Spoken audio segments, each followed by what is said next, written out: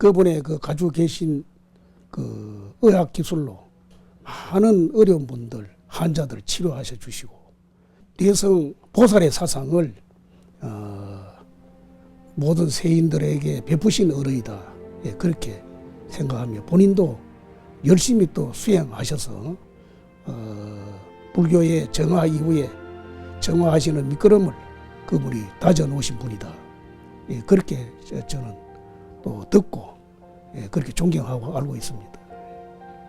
조선 불교에서 수자 스님들을 위한 약사 보살행을 하신 분으로 알고 있습니다.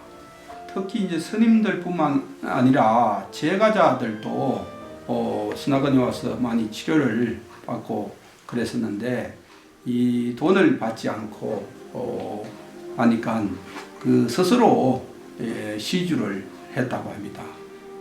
그래서 그 또 돈으로 스님들 여비도 드리고 먹여주고 또 서울에 가면 잘 데가 없으니까 선성들이 스님께서 한 전국에 선성 한 350여 분을 이렇게 그 갈무리를 하고 도와준 거로 얘기를 들었습니다. 1921년 만공 스님의 주도 아래 한국 불교의 전통을 소호하고자 설립된 선학원. 10여 년 후 선학원을 다시 일으켜 세운 분이 초부당 저금 스님이다. 출가 전에 익힌 침술로 아픈 이들을 치료하고 여기에서 모인 시주금으로 불교 포교와 역경 사업에 주력하신 저금 스님. 만공 스님이 내려주신 법포 그대로 약초로서 중생을 구제하는 아버지의 역할을 자임하며 불교의 시대적 과제를 온몸으로 헤쳐나갔다.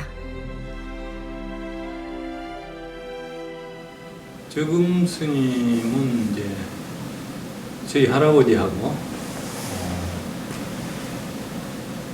종천암이죠. 제 할아버지 종천암 할머니의 사촌 오라버님 되셨고, 그래서 이제 어릴 때 할머니하고 한 집에서 크시다가 저금 스님은 이제 마산 한의원에 가서 한의학을 공부를 했는데 저금 스님이 아주 영민하셔가지고 굉장히 한의교에는 뛰어난 재질을 아마 가지셨던 것 같아요. 그래서 말로는 신침이라, 그 당시에 신침이라 그래가지고 엄청난 환자들이 구름처럼 모여들었다는 그런 얘기를 들었어요. 이 저금 스님은 어릴 적에 조실 부모하여 김재근 설화에서 남매가 자랐다고 합니다. 숙부의 친구인가 마산에 한의원을 하셨는데 7살에 한의학을 배워가지고 치매 신동이라고 불릴 정도로 유명했다고 합니다. 경성한의원이라고 한의원을 하다가 스님들을 치료하다가 스님들에게 좋은 말씀을 들으셨는지 발심하여 직지사 재산스님 문화에서 덕도를 하셨습니다. 해인사에서 경허스님이 조실로 계실 때 만공스님과 함께 은사스님, 재산스님을 모시고 같이 사셨던 것 같습니다. 이 조계종 종정을 역임하셨던 윤광스님도 재산스님의 시봉인데요. 그때 이제 해인사에서 재산스님이 입적을 하자 그 저금스님은 의지할 곳이 찾다가 없어서 만공대선사에게 의지처를 찾고 법을 잊기 위해서 선학원에서 한용운 선사, 백용성 선사 이런 큰 스님들 또 조계종 초대 종정을 지으셨던 설서구 선사, 동암 선사 등 여러 대덕 큰 스님들을 모시고 법을 전수 만공 큰 스님의 법을 이은 것 같습니다. 1924년 재산스님 문화로 출가했으나 스승이 일찍 열반에 드시면서 만공스님의 법상저가 된 저금스님은 침술과 한약으로 모은 사제를 털어 재정난으로 허덕이던 선학원을 재건하기 시작했다. 1930년 겨울부터는 망공 스님을 비롯하여 탄홍 스님, 용성 스님, 남전 스님, 만해 스님 등이 사자후를 설하기 시작했고 남녀 선우회, 부인 선우회가 조직되어 출가자와 재가자가 나란히 참선 공부에 매진하면서 선학원은 진정한 부처님 도량으로 거듭났다.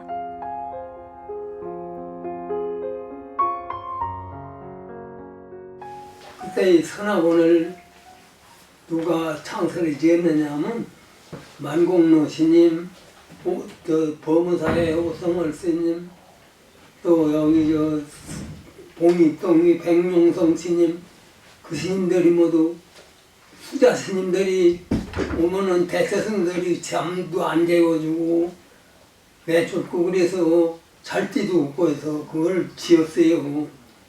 세 분들이 모두 소화지도 해가지고 그래서 그 선학원에 해놨는데 신도도 없고 하니까 뭐 유지할 수가 있어야죠. 그러니까 저금 스님이 한의사니까 그때 스님으로서 한의사님이 선학원에 들어와서 약을 팔아서 선학원을 운영했어요.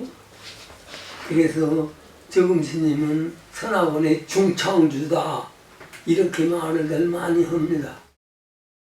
이 일제가 조선불교 선교 양종이라고 명칭을 쓰라고 강압을 넣은 적이 있어요.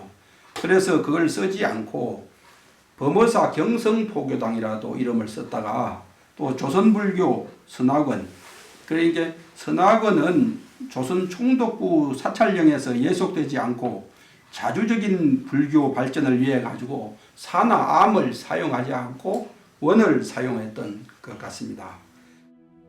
조선 총독부 하에 불교가 전부 거기에 소속돼 있었잖아요. 정부에 주지하려 해도 거기서 다 주지 임명장이 나왔으니까. 그럴 때에 망공 스님께서 한국 불교가 앞으로 살아나려면 서울에 그 불교를 포교할 수 있는 전당이 있어야 되겠다. 스님들이 서울에 가서 수자들이 공부하다가 서울 가가지고 어디가 묵을 데도 없었잖아요. 그래서 어딘가에 장소를 있어야 되겠다. 그래서 그 선학원을 설립을 하지 않습니까? 망공 스님이 주선이 되어서. 그래서 선학원에 원주로 임명했죠. 살림사는 원주로 임명해가지고 한약, 침술, 환자들 돌봐서 번 돈으로 빚진 모든 채무를 다 갚으시고 선학원을 정상적인 운영을 할 수 있도록 만드신 어른이 바로 저금 노스님이셨죠. 그리고 그러니까 망공 스님께서 앞으로 운영해 갈 수 있는 사람은 초부당 저금 스님밖에 없다. 이렇게 인정하시고 이사장을 넘겨주셨죠. 그래서 노스님께서 이사장을 하시게 됐죠. 선학원은 한국 불교의 전통과 독자성을 유지하는 근거지가 되었다. 1931년 전국 조선 수자대회를 시작으로 1933년에는 전국 승려대회를 개최하고 재단법인 조선불교 중앙설리참고원으로 조직을 전환했다. 곧이어 1934년에는 조선불교선정 종혼을 선포했는데 선서문에서 밝혔듯이 일본 불교의 침탈로부터 조선불교의 선 전통을 소호할 것을 천명했다. 아울러 선원이라는 이름의 잡지를 펴냄으로써 선의 대중화를 꾀하며 올바른 신행상을 확립해갔다. 해방이 되지 못한 것도 어찌면 국민들의 문화적인 의식, 국민의 의식이 어두웠기 때문에 더더욱 독립의 어떤 간절함이나 그런 거 모를 수가 있으니까 뭐가 머리를 깨야 되고 그걸 알아야 독립도 할 수 있고 나라에 나아갈 길을 동참을 한다든가 뭐 힘을 합한다든가 뭐 알지. 모르는 백성을 데리고 뭘 하겠습니까? 그러니까 그것이 가장 절박한 것이 아니었겠나. 그래서 역경사업이 제일 우선이다. 그러니까 그 저금 노스님께서는 본인이 그 한약방을 열어 돈 번 것은 전부 그런데 포교 사업에 전부 다 전력 투자를 하셔서 번역 사업이니 모든 포교 사업에 그분이 중점을 두셨다. 그것은 참 어쩌면 먼저 나아가신 선각자의 그 표본이 아니겠나 그렇게 생각이 됩니다. 태고사는 사실 아다시피 그 당시에 그 조선 총독부에서 소위 대처성 이게 다 인명권이 있으니까 비구성은 갈 수가 없잖아요. 그래서 서울에 이제 비구성이 모일 수 있는 곳이 유일하게 이제 그 선화군이었다 이겁니다. 그 선화군에서 스님이 노 스님이 그 당시에 그 이사장이시고 하니까 뭔가 우리 비구성도 결속 대회를 열어야 되겠다. 뭔가 비구성에 뭔가 힘을 보여야 되겠다.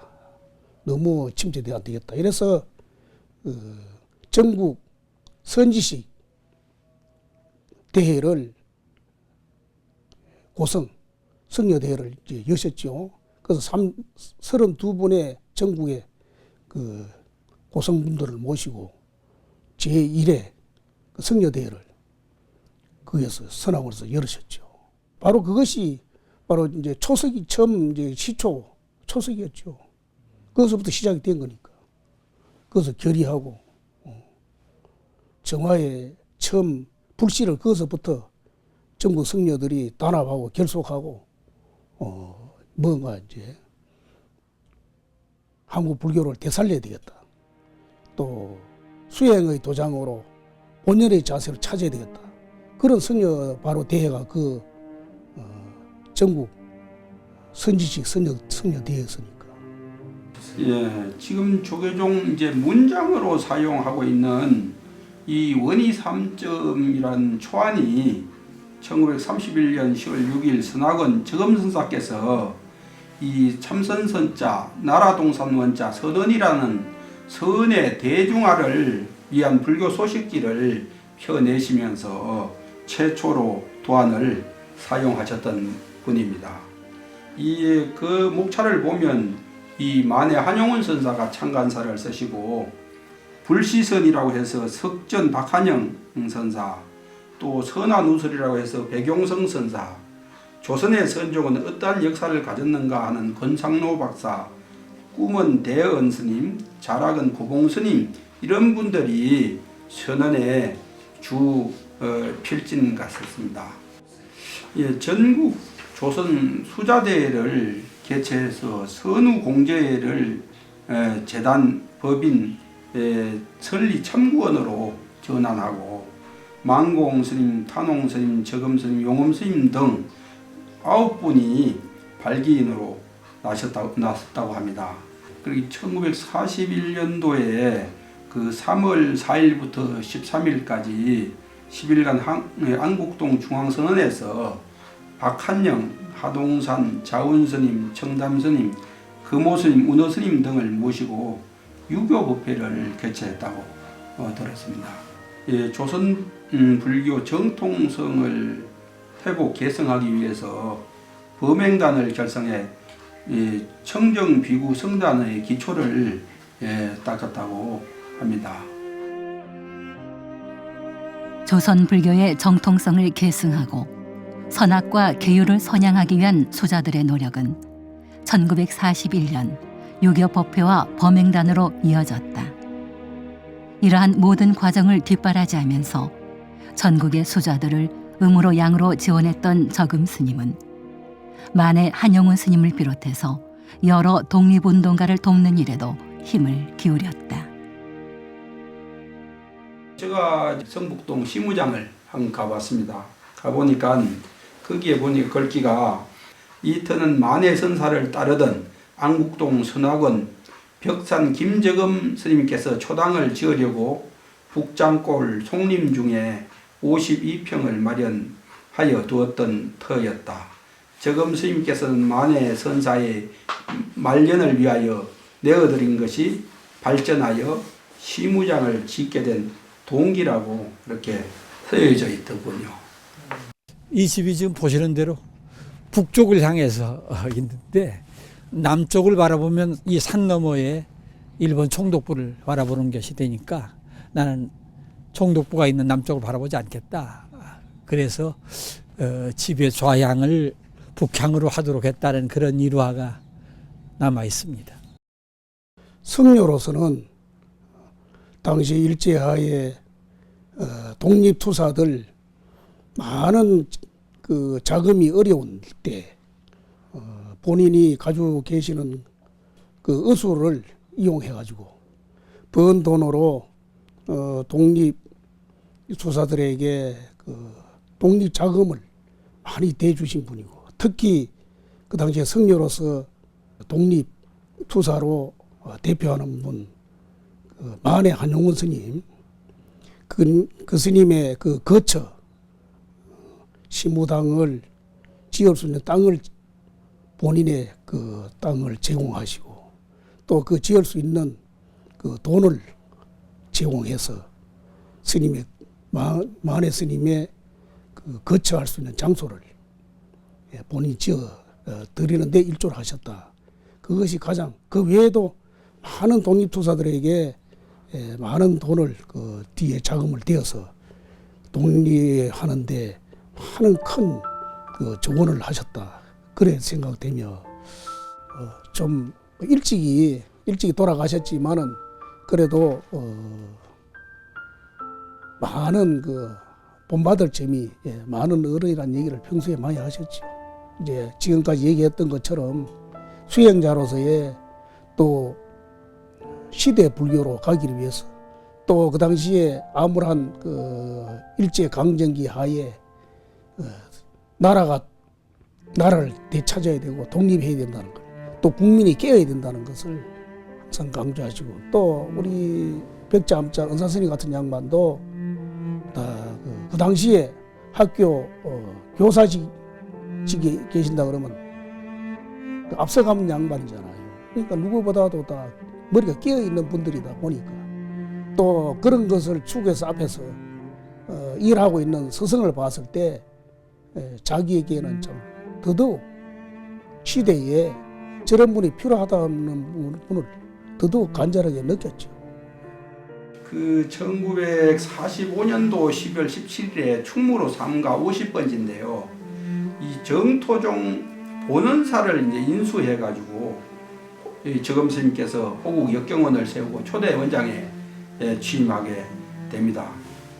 해방 후에 새롭게 출범한 종단에서 해동 역경원을 창립하고, 또 초대 원장에 취임하고 부원장에 정담 스님과 법룡 스님, 또 현공 윤주일이라고 무감거사님도 항일 운동을 하신 분인데, 문어 스님과 함께 저금 스님의 역경 사업을 도우신 분으로 알고 있습니다.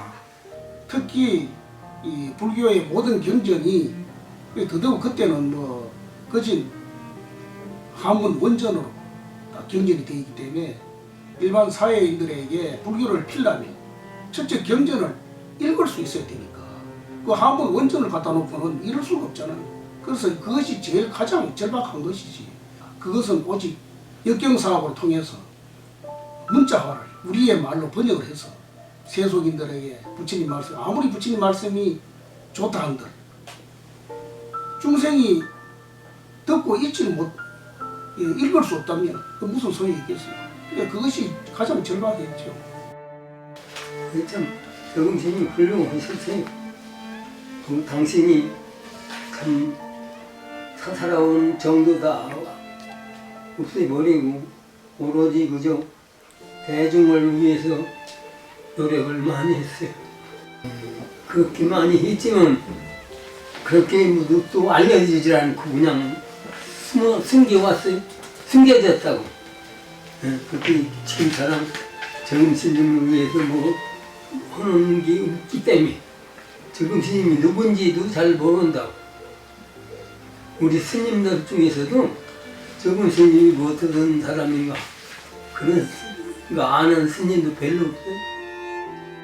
저금 스님은 선학원을 중심으로 한국 불교를 소호하고 선의 중흥에 전력을 다하는 중에도 틈틈이 묘향산 보현사 상원함에서 수행하면서 선원이 세워질 수 있도록 힘을 모았고 금강산 표운사에서 금강이라는 잡지를 펴낼 때에도 힘을 보탰다.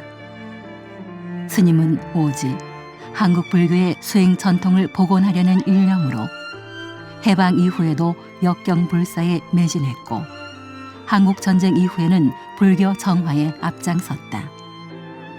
하지만 스님은 1961년 너무도 일찍이 원작에 드셨다.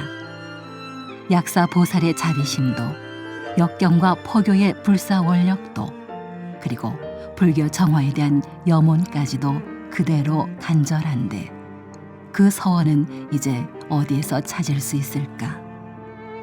사라지고 잊혀져가는 스승의 원력행을 새기고 또 새기는 제자들에게서 언젠가 다시 만나볼 수 있지 않을까? 그 시대에 가장 그 불교를 시대 불교로 바꿔야만이 불교가 세속 사람들에게 접할 수 있고 불교를 필 수 있다는 것을 절실히 느낀 어른이고 그것을 또 실천하다가 가신 어른이다. 그렇게 생각되고 또 그 사상을 이어받은 벽자 암자 은사스님께서도 또 그 사상을 이어받아서 한평생 항상 포교 역정사업을 해야 된다는 것을 항상 그걸 생각하시고 중생을 포기하지 않으면 결국은 불교가 살아날 수 없다는 것을 항상 우리에게 많이 심어줘서 우리 은사스님께서 살아생전에 내가 이 성녀 생활하면서 부처님이 태어나신 곳 인도 성지에 한번 못 간 것이 참 후회스럽다. 그런 말씀을 하셨습니다. 그래서 제가 은사스님의 그 영전을 들고 또 같이 그 노스님의 영전도 같이 들고 인도 8대 성지를 돌면서 성지마다 가서 신도들과 더불어 또 기도 올리고 또 안고 성지를 돌면서 노스님, 은사스님 여기가 부처님 태어나신 인도 성지입니다. 그러고 돌아왔지요. 그래서 지금도 참 살아생전에는 그 하는 몸풀에 드렸지만은 돌아가신 영전이라도 두 분을 모시고 부처님 성지에 그렇게 돌면서 참 그렇게 해드린 것이 지금도 그것이 흐뭇하게 생각합니다. 경봉 스님께서 이 저금 스님께 그 편지를 쓰셨는데 저금이라 그 고요 소리가 있네. 그대 보면 어찌 그다지도 아름다운가.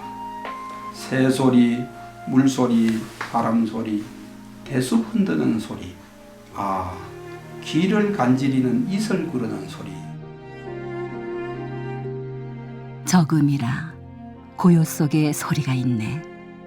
그대 보면 어찌 그다지도 아름다운가.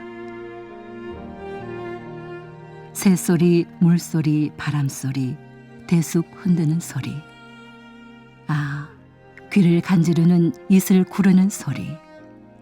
모두가 다 저금이니 어찌 아름답지 않은가. 복잡한 삶의 이 애끓는 소리를 듣는 이 있으니 그대 얼마나 행복한가. 높이 날던 새가 떨어지는 소리도 다 저금이니 인생 만사 다 소리 때문에 흥하고 망하니 소리에 귀를 기울여 보시게. 게으른 꿈이 아직도 깨이지 않더니 온 땅에 구름과 연기가 가득하고 온 땅에 봄이 가득합니다. 경봉 스님이 아니셨다면 이 봄을 헛되이 보낼 뻔했습니다. 보내신 글의 저금 소식에 저는 저금이 아니니 다른 저금에게 묻는 것이 어떨런지요. 마음의 소리를 들을 수 있는 사람이 이 땅에 몇이나 있겠습니까? 아마 큰 스님이나 들을 수 있겠지요. 내가 만약 마음의 소리를 들을 수 있다면 당장 큰 바위 앞에 무릎 꿇고 앉아 천년 만년 바람 소리에 귀 기울이겠습니다.